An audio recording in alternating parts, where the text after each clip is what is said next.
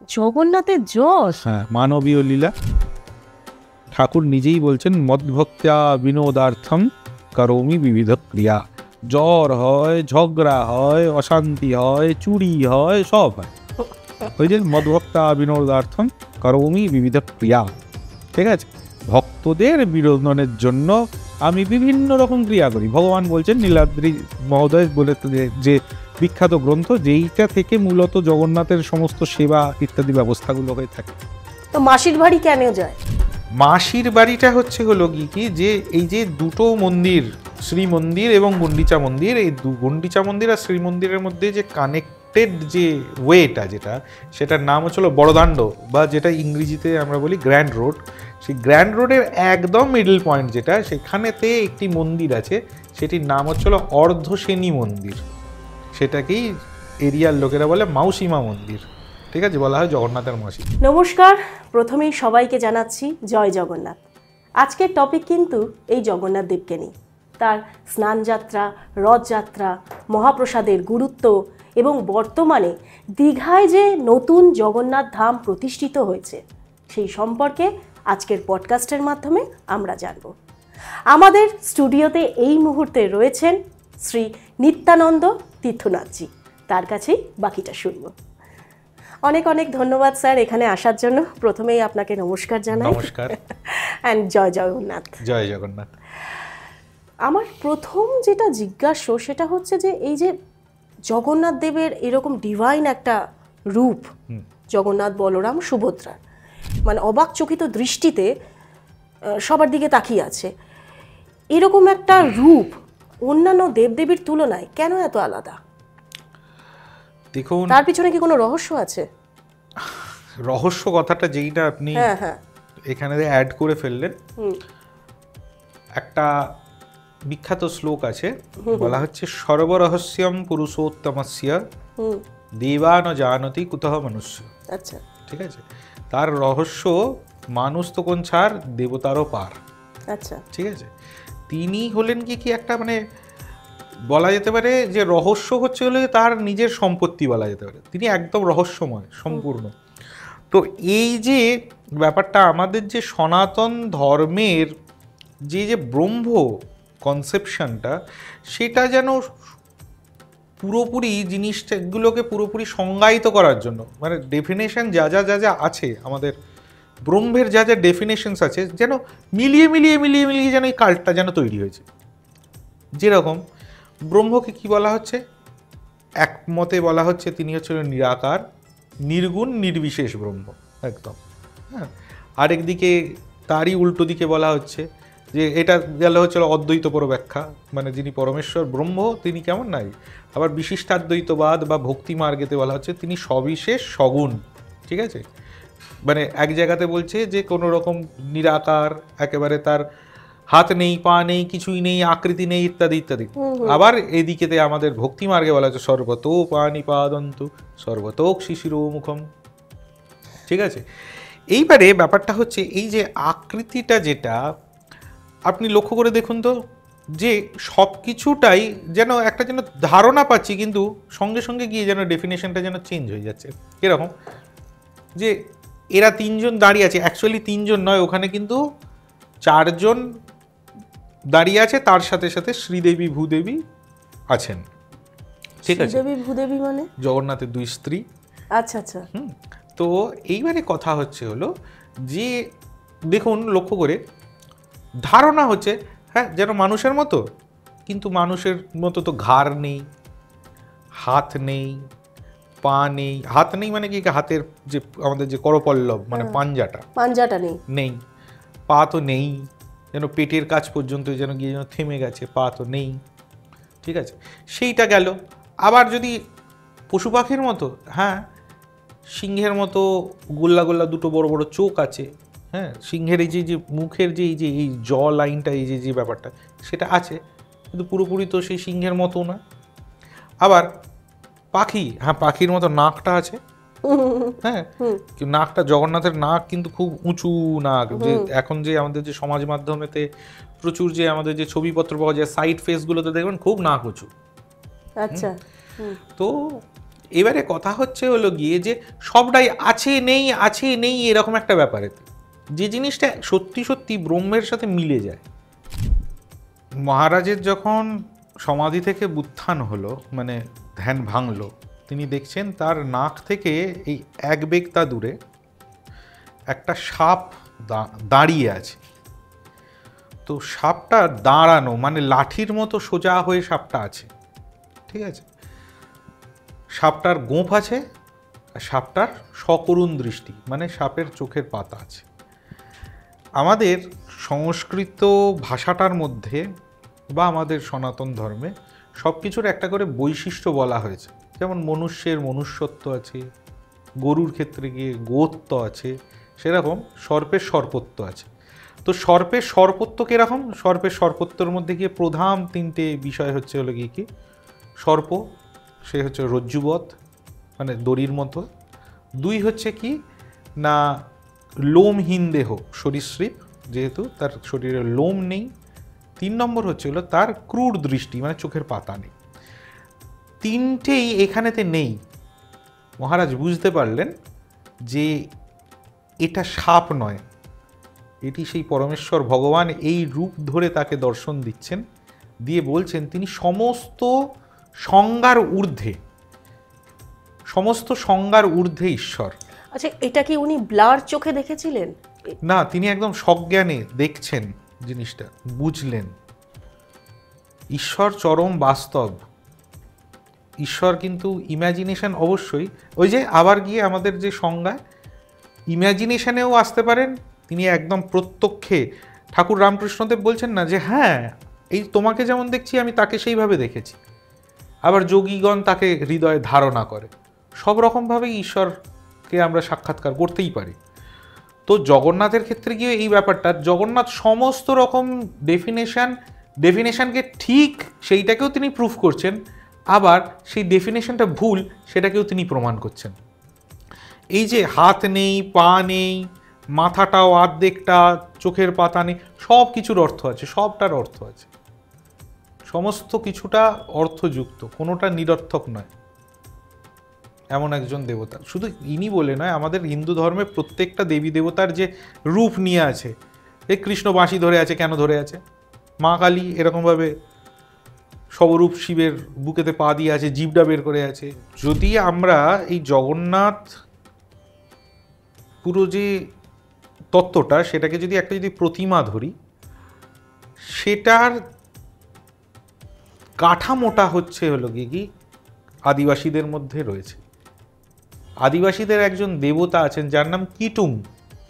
আচ্ছা, সেই কিটুং যে তাদের যে কনসেপ্ট, সেখান থেকে বিবর্তিত হতে হতে হতে হতে বর্তমানে এই আমাদের জগন্নাথ, এই তত্ত্বটা এসেছে। জগন্নাথ দেবের সব থেকে ইউনিক পার্ট হলো স্নানযাত্রা, রথযাত্রা, শোভাযাত্রা, তাই তো? তো এই স্নানযাত্রার কিছু নিয়ম আছে, তো সেই নিয়মগুলি কি? এবং স্নানযাত্রার পর যখন তাকে রত্নবেদী থেকে নামানো হয়, তারপর তো তিনি মাসির বাড়ি যান, তাই না? তো এই গোটা কনসেপ্টটা একটু যদি আমাদেরকে খুলে বলেন।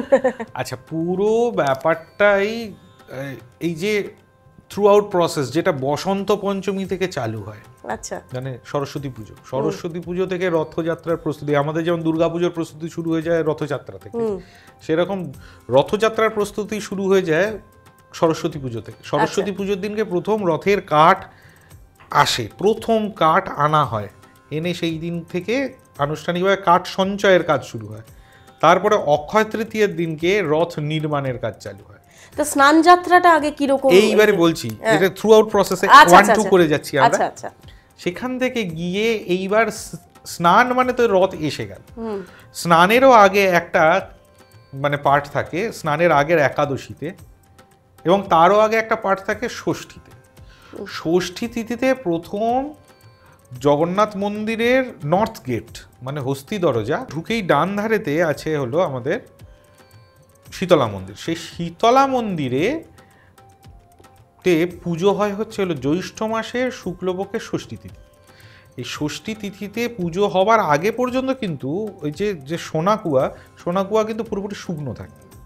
সেই সোনাকুয়ায় যেই না শীতলা পুজো শেষ হয়ে যায়, আশ্চর্য ব্যাপার, যে তারপরেতে জল ভরতে শুরু হয়, যেটা গিয়ে স্নানযাত্রায় শেষ হয়।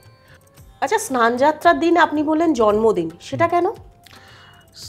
জগন্নাথের মেনলি যখন ইন্দ্রদ্যুম্ন রাজা যখন প্রতিষ্ঠা করেন, মন্দির প্রতিষ্ঠা হয়েছিল হলো আমাদের বৈশাখ মাসের শুক্লপক্ষের অষ্টমী তিথি, নীলাদ্রি মহোদয়া অষ্টমী, সেটা হচ্ছিল মন্দির প্রতিষ্ঠার তিথি। জগন্নাথ এর পরেতে যে ওই সমস্ত যে আমাদের যে তৈরি হলো, অমুক হলো তমুক হলো, হওয়ার পরেতে এই স্নান পূর্ণিমাতে বিগ্রহকে অভিষেক করে বসানো হলো, সেটাই বর্তমানে আমাদের এই স্নানযাত্রা। ঠিক আছে, এইটার ক্ষেত্রে গিয়ে আমাদের একটা সাউথ ইন্ডিয়ান একটা প্রভাব আমাদের শ্রীমন্দিরে আছে। প্রত্যেকটা সাউথ ইন্ডিয়ান মন্দিরেতে 3টে মূল উৎসব থাকে: কল্যাণোৎসব, রথোৎসব, ব্রহ্মোৎসব। ঠিক আছে, কল্যাণোৎসব মানে এই যে আমাদের বিয়ে হয়ে গেল, কল্যাণম মানেই হচ্ছে সাউথ ইন্ডিয়ার ক্ষেত্রে গিয়ে বিয়ে। ঠিক আছে, কল্যাণোৎসব মানে বিবাহ। তারপরে তো ব্রহ্মোৎসব মানে প্রতিষ্ঠা। এই ব্রহ্মোৎসবে মানে গিয়ে এই আমাদের স্নানযাত্রার দিনকে আমাদের গিয়ে জগন্নাথের সেই যে মানে প্রতিষ্ঠা বিহিত যে অভিষেক, এই কাজটা হয়েছিল, সেই কারণেতে এই দিনটাকে বলা হয় যে বার্থডে অফ জগন্নাথ মহাপ্রভু। ঠিক আছে, আর তারপরেতে হচ্ছিল রথোৎসব। রথোৎসব মানে হচ্ছিল রথযাত্রা। তো জগন্নাথ এই দিনকে গিয়ে গানপত্যদের ইষ্ট রূপে একবার দর্শন দেন স্নানের পর। এইটার ক্ষেত্রে গিয়ে এবার আমাদের একটা ব্যাপার আছে যে এই দিনটাই কেন, যে যখন এবার স্নান হয়ে যায়, স্নান হয়ে যাওয়ার পরে তো ঠাকুরের তো একদম ভেষজ রং দিয়ে ঠাকুরকে মানে কি শৃঙ্গার করা হয়, আমাদের অঙ্গ সেবা হয়, পুরো কিম্ভূত কিমাকার একটা পরিস্থিতি হয়ে যায়। সেটা থেকে একটা আবরণেও চলে যায় ব্যাপারটা, আর তিনি গিয়ে গজবেশ ধারণ করেন। তো গজবেশ ধারণের পরে রাত্রিবেলা তিনি গিয়ে এবার অনবসর কক্ষে প্রবেশ করেন। অনবসর, এবার কথাটার মধ্যেই লুকিয়ে আছে অবসর, মানে এখানেতে নিরবচ্ছিন্নভাবে সেবা হবে ঠাকুরের। আমরা প্রচলিত ধারণা যে আমাদের এই সময়তে গিয়ে জগন্নাথের জ্বর হয়। জগন্নাথের জ্বর? হ্যাঁ, মানবীয় লীলা। ঠাকুর নিজেই বলছেন, মদ্ভক্ত্যা বিনোদার্থম করোমি বিবিধ ক্রিয়া। জ্বর হয়, ঝগড়া হয়, অশান্তি হয়, চুরি হয়, সব হয়। ওই যে মদ্ভক্ত্যা বিনোদার্থম করোমি বিবিধ ক্রিয়া। ঠিক আছে, ভক্তদের বিনোদনের জন্য আমি বিভিন্ন রকম ক্রিয়া করি। ভগবান বলছেন, নীলাদ্রি মহোদয় বলে যে বিখ্যাত গ্রন্থ, যেইটা থেকে মূলত জগন্নাথের সমস্ত সেবা ইত্যাদি ব্যবস্থাগুলো হয়ে থাকে। তো সেইখানেতে এবার যে অনবসর মানে অনবসর মানে নিরবচ্ছিন্নভাবে সেবা হবে। এই যে দৈতাপতি সেবকরা এই সময়তে গিয়ে গুপ্তভাবে জগন্নাথের সেবা করেন। হ্যাঁ, শ্রীঅঙ্গ সেবা। এই সময়তে গিয়ে জগন্নাথ যাকে বলে আমাদের একদম, তিনি সারা বছরটা যে তিনি আছেন, তিনি একটা পুরোপুরি ওই আমাদের এখন যে একটা চল এসছে না, পঞ্চকর্মা করে একদম পুরোপুরি শরীরটাকে আবার একদম রিচার্জ করে ফেলি। জগন্নাথ এই সময়টাতে সেই রিচার্জড হন একেবারে। তো রিচার্জ হওয়ার সময়তে গিয়ে এই সময়তে জগন্নাথের বিশেষ কিছু আবার ভোগ হয়। এমনি তিনি এই সময়তে গিয়ে কোনো রকম পাকদ্রব্য খান না। খান তো খান কি, নরম মিষ্টি ফল, আম, কলা, কাঁঠাল এই জাতীয়, সেগুলোকে আবার স্ম্যাশড করে আলু ভাতের মতো স্ম্যাশ করে ফেলা হয়, ওইটাই খান। হ্যাঁ, আর একটা অনবসর পণা, উড়িয়া ভাষায় বলে অনবসর পণা, তার মধ্যে গিয়ে দুধ থাকে, সর থাকে, ডাবের জল থাকে, এই সমস্ত দিয়ে একটু একটু হালকা গোলমরিচ দেয়া থাকে, এই সমস্ত। এইটা একদম একদম হেলদি খাবার একদম। তার মধ্যে গিয়ে আবার যে অনবসর যে 15টা দিন, 15টা দিনের মধ্যে আবার দশমী তিথি, সেদিনকে আবার গিয়ে দশমূল মোদক, মানে 10টা হার্বস দিয়ে তৈরি এক রকমের নাড়ু, সেইটাকে আবার তাকে আবার ভোগ দেওয়া হয়।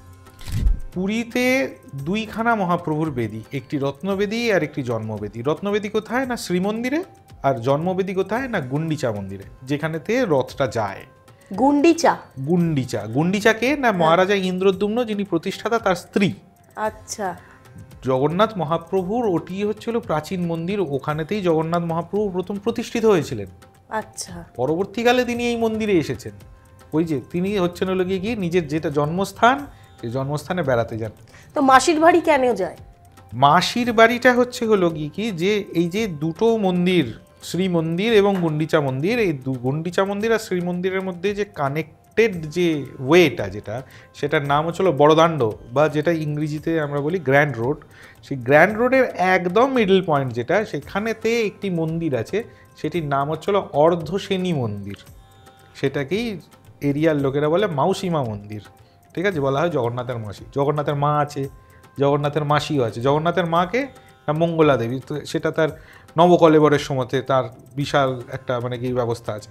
আর মাসি হচ্ছেন হলো গিয়ে কি অর্ধশ্রেণী। অর্ধশ্রেণী কী ব্যাপারটা না, অর্ধশ্রেণী হচ্ছে হলো কি বলা হচ্ছে যখন 3 ভাগ জল মানে 1 ভাগ স্থল যে আমরা যে বলি যে মানে পৃথিবীতে, সেই যে 3 ভাগ জলের মধ্যে 1 ভাগ স্থল, এই যে 1 ভাগ স্থলটাকে যে দান করেছেন এই অর্ধশ্রেণী, অ্যাকচুয়ালি নামটা হচ্ছিল অর্ধশোষিনী। তিনি ওই জলটাকে শোষণ করে নিয়ে ভূমিভাগ্যে দান করেছেন। তো এই যে জগন্নাথ যান গিয়ে মাঝখানেতে ওই মাসিকে একবার দর্শন দিয়ে আসেন, আর দর্শন দিয়ে এগিয়ে যান, ফেরেন যখন এইখানেতে মাসি তখন যাওয়ার সময় কিছু খেয়ে গেলি না বাবা, এসছিস একটু পোড়া পিঠে করেছি খেয়ে যায়। আচ্ছা, পোড়া পিঠে ভোগ হয় যখন মহাপ্রভু ফেরেন যখন, তখন ওই জায়গাতে পোড়া পিঠে ভোগ গ্রহণ করে মহাপ্রভু আবার মন্দিরের দিকে এগিয়ে যান। জগন্নাথ দেব হচ্ছে ওড়িশার ঠাকুর, তাহলে আমরা বাঙালিরা তাকে কিভাবে এতটা অ্যাকসেপ্ট করলাম? দেখুন, প্রথম কথা হচ্ছে হলো গিয়ে কি, যদি জিওগ্রাফিক্যালি যদি বলতে হয় যে বা হিস্টোরিক্যালি যদি বলতে হয়, আমাদের বাংলা, বিহার, উড়িষ্যা, আসাম এক সময়তে একসঙ্গে আমরা ছিলাম, ঠিক আছে। এবারে কথা হলো কি, কই আসাম বা বিহারে তো এত লাফালাফি হচ্ছে না কেন বাংলায়? This credit goes to our own god Shri Gaur Hari, অর্থাৎ মহাপ্রভু শ্রী চৈতন্য। আচ্ছা, তো ব্যাপারটা হচ্ছে জগন্নাথ তত্ত্বের সাথে চৈতন্য যে ধারণাটা, চৈতন্য ধারণাটা সাথে জগন্নাথের এই সেই যে মূর্তিতত্ত্ব বা জগন্নাথের যে কনসেপ্ট যে আমাদের যে বৈষ্ণবীয় দর্শন অনুসারে সেইটার একটা সম্পৃক্ততা আছে। কীরকম? শ্রী মহানামব্রত ব্রহ্মচারী একটা খুব সুন্দরভাবে জগন্নাথ মূর্তিকে ব্যাখ্যা করেছিলেন। প্রথমত এই যে জগন্নাথের এই যে হাতটা যে বের করা, বলছে যে এমন প্রেমিক ঠাকুর নেই যে সবসময় ভক্তদেরকে তিনি আলিঙ্গন দেওয়ার জন্য তিনি হাতটা বাড়িয়ে রেখে বাহু প্রসারিত করে রেখেছে। মহাপ্রভু এসো, একদম। 1 2 জগন্নাথের যে মূর্তিটা, মূর্তির মুখটা কালো, সারা গাটা কিন্তু ফর্সা। মহানামব্রত ব্রহ্মচারী বলছেন গাটা ফর্সা কেননা রাধা আলিঙ্গিত কৃষ্ণ বিগ্রহ, রাধা জড়িয়ে ধরে আছে কৃষ্ণকে, কৃষ্ণের মুখটা দেখা যাচ্ছে, ঠিক আছে। এবার গিয়ে কি মহাপ্রভুর ক্ষেত্রে গিয়ে কি বলা হচ্ছে, রাধা ভাব সুবলিত কৃষ্ণতনু, আত্মাটা রাধা মানে দেহটা রাধার, আত্মাটা কৃষ্ণের। সেই যে মানে মহাপ্রভুকে মানে কি রাধা অভিশাপ দিয়েছিলেন না কৃষ্ণকে, যে আমার বিরহটা তুমি বুঝবে, তুমি আসবে, সেই অভিশাপকে তিনি মানে কি মানে রাধার সেই দুঃখকে তিনি মানে মর্যাদা দেওয়ার জন্য তিনি গৌরাঙ্গ মহাপ্রভু হয়ে এলেন। আমাদের গৌরীয় বৈষ্ণবদের কাছে চৈতন্য তত্ত্ব আর জগন্নাথ তত্ত্বটা সিমিলার, সেই কারণেতে গৌরীয় বৈষ্ণবরা দুজনকে মহাপ্রভু বলছে। জগন্নাথ মহাপ্রভু, কৃষ্ণ হচ্ছে আমাদের কৃষ্ণ চৈতন্য, তিনি একটা আমাদের বলছে যে গৌর সে কৃষ্ণ সেই জগন্নাথ, মানে গৌরাঙ্গকে বলা হচ্ছে তিনি শ্রীকৃষ্ণ, শ্রীকৃষ্ণ হচ্ছেন জগন্নাথ। গৌরীয় বৈষ্ণবের কাছে গিয়ে যেহেতু এই অ্যাকসেপ্টেন্সটা এতটা, মানে গৌরীয় বৈষ্ণবের ইষ্ট দেবতাকে Gauranga Mahaprabhu, Gauranga Mahaprabhu is equals to Jagannath. সেই থেকে এবার গৌরীয় বৈষ্ণবদের কাছে এতটা অ্যাকসেপ্টেন্স, তা থেকে আপামর যে বাঙালি কমিউনিটি, বাঙালি জাতি, তার কাছে জগন্নাথ এতটা অ্যাকসেপ্টেড, সম্পৃক্ত হয়ে গেছে। সে কারণে দেখুন না, আমাদের যে মেন যে আমাদের যে জাতীয় উৎসব দুর্গাপুজো, সেইটার সূত্রপাতটাই হয় হচ্ছিল জগন্নাথ রিলেটেড ফেস্টিভ্যাল থেকে, রথযাত্রা থেকে। সেইটা তাহলে বোঝা যাচ্ছে যে কতটা আমরা মানে কি জগন্নাথকে টেনে রেখেছি। আমাদের কথাতেই আছে রথের রশির টানে গৌরী আসে মর্তধাম। আচ্ছা, শ্রী চৈতন্যদেবের অন্তর্ধান নিয়ে মানুষের মনের মধ্যে নানা রকম প্রশ্ন আছে। কেউ কেউ বলে তার মৃত্যুর জন্য পাণ্ডারা দায়ী, আবার কেউ কেউ বলে তিনি সমুদ্রে দেহত্যাগ করেছেন, আবার কারুর মতে তিনি নাকি জগন্নাথ দেবের মূর্তির সাথে বিলীন হয়ে গিয়েছিলেন। কোনটা সত্যি? আচ্ছা, আমাদেরকে হিস্টোরিক্যাল অ্যাসপেক্টের সাথে সাথে আমাদেরকে এটা মাথায় রাখতে হবে, এটা একটা ফিলোসফিক্যাল অ্যাসপেক্টও আছে, ঠিক আছে। তো এই যে চৈতন্য, চৈতন্য শব্দটার অর্থটাই কি? দ্য নলেজ অ্যাবসলিউট, ঠিক আছে। চৈতন্য মানে কনসাসনেস, ঠিক আছে, সেইটা। এবার গিয়ে কি যে তার মধ্যে গিয়ে, আর যদি আমরা গৌড়ীয় বৈষ্ণবদের অ্যাসপেক্টে গিয়ে, যদি আমরা বাঙালি, আমাদের কাছে মানে কি যদি মানে কি হরি মানে নারায়ণ, তার মূর্ত স্বরূপ গিয়ে কি, তাহলে হচ্ছে হলো কি শ্রী গৌরাঙ্গ। আমার সর্বপ্রথম কথা হচ্ছে, তিনি যদি নারায়ণ হয়ে থাকেন, তিনি যদি কৃষ্ণ হয়ে থাকেন, তাহলে তিনি তো সর্বশক্তিমান। সর্বশক্তিমানকে কেউ মেরে দিতে পারে? আর দ্বিতীয় কথা, যিনি আমার ইষ্ট, তার আমি মৃত্যু নিয়ে চিন্তা করবো কেন? এবারে যেটা আপনি যেটা প্রশ্ন করলেন, সেটার ক্ষেত্রে কি সব থেকে প্রামাণিক যে কটা মানে অনেকগুলো মিথ আছে যে আপনি বললেন ইত্যাদি ইত্যাদি ইত্যাদি, সেটার ক্ষেত্রে গিয়ে একটা নথি আছে, যেটা সূত্র আছে আমাদের চৈতন্য চরিতামৃতে, তাতে বলা হচ্ছে যে গুন্ডিচা মার্জন, মানে আমাদের রথযাত্রার আগের দিনকে গৌড়ীয় বৈষ্ণবরা একটা রিচুয়ালস পালন করেন, যে গুন্ডিচা মন্দিরের ভেতরে গিয়ে তারা পুরো পরিষ্কার করে। ইন্দ্রদুম্ন সরোবর থেকে, মানে গুন্ডিচা মন্দিরে একদম কাছাকাছি ইন্দ্রদুম্ন সরোবর, সেখান থেকে জল তুলে এনে মহাপ্রভু চৈতন্যদেব এই লীলাটা করেছিলেন। ওই যে তিনি নিজেকে মানে কি রাধা ভাব সুবলিত তনু, আচ্ছা, তিনি অঙ্গীকার করে কৃষ্ণ আছে, তা রাধার যে সেবা বুদ্ধি সেটাকে দেখাচ্ছেন, তিনি গুন্ডিচা মার্জন করছেন, মানে বৃন্দাবন কুঞ্জকে সাজিয়ে তুলছেন, প্রাণনাথ আসবেন। বস্তু হচ্ছে হলো, সে হচ্ছে হলো গিয়ে আসলে জগন্নাথ, মূর্তিটা জগন্নাথ নয়। কিন্তু ব্রহ্মবস্তু, আমাদের শরীর যেমন 7টা আবরণ আছে, সর্বপ্রথম আত্মা, আত্মার উপরেতে অস্থি, অস্থির উপর মজ্জা, মজ্জার উপরেতে শিরা, রক্ত, মাংস, ত্বক, এরকম করে করে জগন্নাথের ক্ষেত্রে গিয়েও কিন্তু ব্যাপারটা এরকম ভাবে যে ব্রহ্মবস্তু, সেটিকে যদি আমরা যদি প্রাণ ধরি, তার উপরেতে যে আমাদের কাঠটা যেটা আছে সেটা হচ্ছে হলো গিয়ে অস্থি, অস্থির উপরেতে একটা ফুলের তেলের একটা মালিশ দেওয়া হয়, মানে ফুলের তেল টানানো হয় সর্বপ্রথম, সেটা হচ্ছে হলো গিয়ে মজ্জা, মজ্জার উপরেতে আমাদের একটা গমের মাড়ের একটা লেয়ার দেওয়া হয়, সেটা হচ্ছে হলো গিয়ে বীর্য, বীর্যের ওপরেতে গালা জাতীয় একটা বস্তু, সেইটিকে দেওয়া হয়, সেটি হচ্ছে রক্ত।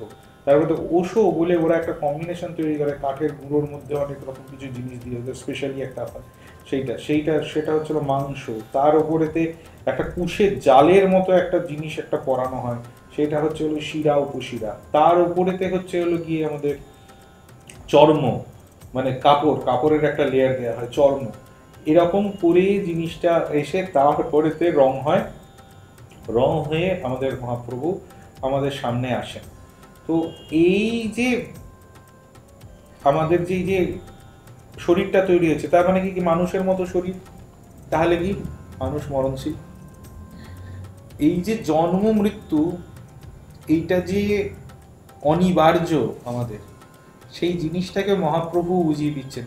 কিন্তু ব্রহ্ম নিত্য, তিনি নিজে বোঝাচ্ছেন যে ওই যে আবার ওই যে সংজ্ঞাতে আছি নেই সব কিছুতে, যে তিনি নিত্য, কিন্তু তিনি আবার অনিত্যেরও তিনি দেখাচ্ছেন যে তার শরীরটা যাচ্ছে, ঠিক আছে, আমি শরীর চেঞ্জ করছি, যে বাসাংশী জীর্ণানি যথা বিহায়, সেই যে চিরন্তন আমাদের যে গীতার যে শ্লোক, সেই শ্লোকটা যেটা, সেইটার থেকে আমাদের মানে কি মহাপ্রভু প্রতিপাদিত করে দিচ্ছেন। সেই কারণেতে তিনি বলা হচ্ছে যে আমরা জানি, বলে যে 12 বছর অন্তর, অ্যাকচুয়ালি তা নয়, সেটা মোটামুটি 12 হতে পারে, 19 হতে পারে, 9.5 হতে পারে, 9.5টাতে হয় না, সেটাতে হয় 12, নয়তো 19, 15 এরকমে যায়। মানে মোদ্দা কথা, যে বছরটা আষাঢ় মাস মলমাস হলো, আষাঢ় মাস যে বছর মলমাস, সেই মলমাসের বছরেতে জগন্নাথের নবকলেবর, ঠিক আছে, সেইটা এবার ধরুন গিয়ে 19 বছরে হলো না, 21 বছরে হচ্ছে, 21 বছরেই হবে যে বছরটা। এবার এটার কারণও আছে, কেন আষাঢ়টাকে ধরা হচ্ছে, সেই জিনিসটাকে বেছে সেইভাবে ওইভাবে মানে কি সময়টাকে নেওয়া হয়, সেটা মোটামুটি 19 বছর, এটা একটা তিথির হিসেব আছে, মোটামুটি 19 বছর বাদে গিয়ে আষাঢ় মাসটা মল মাস দেখা যায়। যেমন 2015 হলো, তার আগে 1996-তে হয়েছিল, ঠিক আছে, ঠিক সেরকমভাবে 2034-এ এখনো পর্যন্ত সেটা আমরা চেকিং করে দেখিনি আমরা এখনো পর্যন্ত, কিন্তু মোটামুটি 2034-এ গিয়ে আবার মহাপ্রভু নতুন ঘট ধরবে।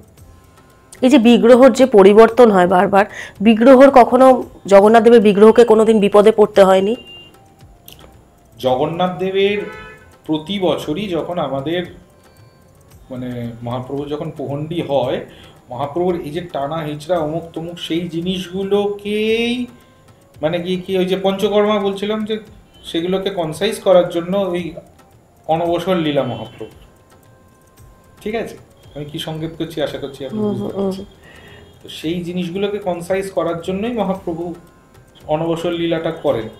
এইবারে হচ্ছিল কি কি গত বছর যে বলভদ্র প্রভু উল্টে গেছিলেন এই সেই এটা হ্যাঁ দেখা গেল বটে, লিভিং গড তো তিনি মানে কি কি ঘটতে চলেছে জগন্নাথ একদম কথা বলে বুঝিয়ে দেন যে এটা ঘটবে, এটা ঘটতে চলেছে, তিনি বুঝিয়ে দেন। নবকলেবরের প্রসিডিওরটা কীরকম? প্রসিডিওর বিশাল ভাস্ট, আমি একদম লাইন আপ করে দিচ্ছি। নবকলেবর যে বছর দেখা গেল জোড়া আষাঢ়, মানে আষাঢ় মাসটা মল মাস পাওয়া গেছে, সেই বছর প্রসেসটা শুরু হয়ে যায় কিন্তু রামনবমীর দিন থেকে। রামনবমীর দিনকে প্রথম 4টে দল তৈরি করা হয়, কারণ মূল 4জন বিগ্রহ বলরাম, সুভদ্রা, জগন্নাথ, সুদর্শন, 4টে দল, 4টে দলের 4জন দলপতি বা বারগ্রাহী, যারা কিনা এই বারগ্রাহীরাই যখন শেষে গিয়ে ব্রহ্ম পরিবর্তন করে। এই 4টে দলের 4জন বারগ্রাহীকে নির্বাচিত করে তারা দল নিয়ে আসবেন। তাদের শাড়ি বন্ধা, মানে জগন্নাথের প্রসাদী বস্ত্র তাদেরকে মাথায় বেঁধে দেওয়া হবে, বেঁধে তাদেরকে আমাদের রাজা তিনি গুয়াটেকি মানে পান সুপুরি দিয়ে যাকে বলে বরণ করা, তাদেরকে বরণ করে তাদের হাতে রৌপ্য মানে রূপোর সুদর্শন দণ্ড তাদেরকে দিয়ে দেওয়া হবে। তারা সেই সুদর্শন দণ্ডের মধ্যে সুদর্শন রক্ষক চক্ররাজ সুদর্শন তাকে নিয়ে তারা শ্রীমন্দির রওনা হবে। রওনা হওয়ার পরে প্রথম রাত্রে তারা গিয়ে পুরীতে একদম মন্দিরের কাছাকাছি জগন্নাথ বল্লভ মঠ, মানে ওইটুকুনি রাস্তা আসতে মানে কি দুপুর থেকে সন্ধে হয়ে যায়, এত ভিড় হয়, এত ক্রাউড হয়, কারণ 19 বছর বাদের ব্যাপার। তো তারপরে তারা জগন্নাথ বল্লভ মঠে প্রথম দিনে বিশ্রাম করে পরের দিন থেকে ওরা রাত্রিবেলা করে করে এগোয়। কিভাবে কোথায় যাবে না, প্রথম ওরা কোনারক থেকে আরেকটু এগিয়ে কাকটপুরের কিছুটা আগে 4-5 কিলোমিটার আগে দেউলি মঠ বলে একটি জায়গা আছে, সেই দেউলি মঠে গিয়ে তারা প্রথম স্টে করে সেখান থেকে কাকটপুর যে মা মঙ্গলা, এই মা মঙ্গলা হলো গিয়ে জগন্নাথের মা। কেন জগন্নাথের মা? যে মা মঙ্গলা তিনি নির্বাচন করেন কোন বৃক্ষে জগন্নাথ প্রকাশিত হবেন, তাতে কোথায় গিয়ে চিহ্ন পরিস্ফুট হবে ইত্যাদি। তো সেই যে ব্যাপারটা, এই যে জগন্নাথ আমাদের যে দল গিয়ে পৌঁছলো দেউলি মঠে পৌঁছানোর পরে দেউলি মঠ থেকে খবর যাবে হচ্ছিল মা মঙ্গলার কাছে। সেখানে গিয়ে মা মঙ্গলাকে তারা গিয়ে মহাপ্রসাদ সমর্পণ করবেন, জগন্নাথের তরফ থেকে শাড়ি সমর্পণ করা হবে, দিয়ে মা মঙ্গলার কাছে বিশেষ অভিষেক, পূজা, চণ্ডীপাঠ ইত্যাদি ইত্যাদি হবে। হয়ে তারা প্রত্যেকে এই যে পুরো যে দলটা যাবে তারা প্রত্যেকে স্বপ্নেশ্বরী মন্ত্র জপ করবে। এই স্বপ্নেশ্বরী মন্ত্রের বলে তারা জপ করার ফলে নিত্যদিন তারা মানে কি কেউ না কেউ ঠিক সংকেত পাবে কোন দিকেতে মানে দারু থাকতে পারে। এইবারে সেইগুলো যদি পাওয়া গেল না, কেউ স্বপ্ন পেল না, তখন হয় গিয়ে কি আবার সেম ভাবে মায়ের আরেকবার পূজা হয় মায়ের যে শরীরের যে ফুল, সেই ফুল যেদিকে পড়ে ক্রমান্বয়ে প্রথমটা সুদর্শন, তারপরে বলরাম, তারপরে সুভদ্রা, তারপরে জগন্নাথ, সেই দিকেতে খুঁজতে শুরু 3বার পরিক্রমা করেন যে সেই সময় প্রায় 1500 ঘন্টা বাজতে থাকে ভেতরে। কিন্তু মজার বিষয় হচ্ছে 1 ফোঁটা আওয়াজ বাইরে আসে না, মানে কুর্মবের আসলে সাউন্ড প্রুফ, ঠিক আছে, মেঘনাথ বের কুর্মবের দুটোই সাউন্ড প্রুফ। তা হয়ে যাবার পরে তারপরেতে এক করে মানে যে নতুন বিগ্রহ তাদেরকে পোহন্ডি করিয়ে নিয়ে আসা হয়। নিয়ে এসে পোহন্ডটা কি? ওই পোহন্ডি মানে হচ্ছে যেভাবে মহাপ্রভু হেঁটে চলেন, ওই যেভাবে আমরা রথের সময় দেখি, সেইভাবে যে তাদেরকে নিয়ে এসে তাদেরকে মুখোমুখি বসানো হয়। মুখোমুখি বসিয়ে দেওয়া হয়ে গেল, আবার একবার মন্দির চেকিং করা হয় যে কেউ আছে কিনা, কারণ অনেকেরই কিউরিওসিটি থাকে, বিশেষ করে সেবকদের মধ্যে, কেন আমরা থাকবো না ইত্যাদি ইত্যাদি। আর দৈতাপতিদের ক্ষেত্রে গিয়ে এটা তাদের অধিকারের প্রশ্ন, তাদেরই জিনিসটা এরকম ভাবে। তো বারবার চেকিং করার পরে তারপরেতে মেন যারা 4জন, মানে বর্তমান যে আমাদের 2015 সালে যে নবকলেবর হয়েছে, বলরামের করেছেন হলো হলধর দাস মহাপাত্র, সুভদ্রার ব্রহ্ম পরিবর্তন করেছেন হচ্ছে রামচন্দ্র দাস মহাপাত্র, জগন্নাথের করেছেন হচ্ছিল জগন্নাথ স্বামী মহাপাত্র, আর সুদর্শনের করেছেন হচ্ছিল নববিশ্বপতি মহাপাত্র। এই 4জন, এনাদেরকে হাত বাঁধা চোখ বাঁধা এরকম ভাবে একটা মিথ আছে যে এইভাবে নিয়ে গিয়ে প্রবেশ করানো হয়। অ্যাকচুয়ালি নিয়ম হচ্ছে হলো কি তারা গিয়ে ব্রহ্মকে বের করবেন, বের করে দুইজন বিগ্রহ মুখোমুখি বসবে, দুজন বিগ্রহ মুখোমুখি বসা, মাঝখানে তো একটা স্টুলের মতো জিনিস থাকে, তার উপরে তো সোনার পাত্র থাকে আর একটা প্রদীপ জ্বলতে থাকে, বের করবেন, এই সোনার পাত্রে রাখা হবে, তাকে স্নান করানো হবে, অভিষেক হবে, অভিষেক হয়ে তার গায়ে যে পুরনো যে ফুল মালা চন্দন ইত্যাদি এগুলো যে থাকবে সেগুলোকে ছাড়িয়ে দেওয়া হবে, তারপরে তো নতুন দেওয়া হবে, দিয়ে আবার নতুনটা দিয়ে দেওয়া হবে। সেইটা এবার অনেকেই গবেষকরা বলেন যে এই চোখ বাঁধা ইত্যাদি ইত্যাদি এটা বাইরে বলা হয়, আসলে যারা যারা মুখ্য সেবক তারা ভালো করেই জানেন যে ব্রহ্ম, ঠিক আছে, তো সেইভাবে হয়ে যায়। ব্রহ্ম পরিবর্তন হয়ে যাওয়ার পরেতে আবার পুরনো বিগ্রহ যারা তাদেরকে পহণ্ডি করে করে নিয়ে গিয়ে কৈবল্য বৈকুণ্ঠে রাখা হয়, রাখার পরে তারপরে সমাধি একদম ভূ সমাধি দেওয়া হয় প্রকটভাবে, এবং ভূ সমাধি তাদের সাথে এই যে রথেতে যে অশ্ব, তারপরে টিয়া পাখি, মানে রথের মাথাতে দুটো টিয়া পাখি থাকে, তারপরে পার্শ্ব দেবতা, এদেরকে সবাইকে ঠাকুরদের সাথে সমাধি দিয়ে দেওয়া হয়, নতুনভাবে তৈরি হয়, মানে ঠাকুরের নবকলেবর মানে সকলেরই নবকলেবর হয়ে যাবার পরে 15টা দিন কিন্তু তারা কেউ বিগ্রহ স্পর্শ করেন। বিগ্রহর সামনে মানে কি নতুন বিগ্রহ ওখানে যে বসে যায় তার সামনে ওই যে আবরণ দিয়ে রাখা হয়, কেন না অশৌচ হয়েছে। দৈতাপতিরা বলে যে তাদের যেহেতু বংশধর দেহত্যাগ করেছে এই জন্য অশৌচ মেনে 15 দিনের দিনে গিয়ে আর তারা আবার খড়ি টড়ি করে আবার নতুন করে সেই মানে কি নতুন বিগ্রহ নির্মাণের কাজে তারা হাত দিয়ে, তারপরে অমাবস্যায় নবযৌবনের পরে আবার দ্বিতীয়া তিথিতে ঠাকুর ভক্তদের সামনে এসে রথে এসে দেখা দেন, সকল আবির্ভাব করে, মানে তিনি পুনরায় আত্মপ্রকাশ করেন। বর্তমানে আমাদের দীঘায় জগন্নাথ মন্দির মানে ধাম প্রতিষ্ঠিত হয়েছে, ধাম নয়, আচ্ছা মন্দির, তার জন্য মাননীয় মুখ্যমন্ত্রী আমাদের মমতা ব্যানার্জিকে অনেক অনেক ধন্যবাদ। এই দীঘার মন্দির নিয়ে পুরীর মন্দিরের মধ্যে একটা অদ্ভুত ক্ল্যাশ লেগেছে। পুরীকে তো পুরুষোত্তম ক্ষেত্র বলা হয়, সেখানে এই যে একটা বিবাদ তৈরি হয়েছে, এটার কি কোনো রেমেডি নেই? দেখুন, একটা কথা, ব্যাপারটা খুবই স্পর্শকাতর, সে কারণে খুব সংক্ষেপে বলবো যে এই যে সবার আগে যেটা আপত্তি উঠেছিল ধাম ব্যাপারটা কি, আমাদের ভারতবর্ষে 4টি হয়, সেটা 5টি হয়, সেটা কি কি বদ্রীনারায়ণ, দ্বারকা, রামেশ্বর এবং এই 4টি ধাম।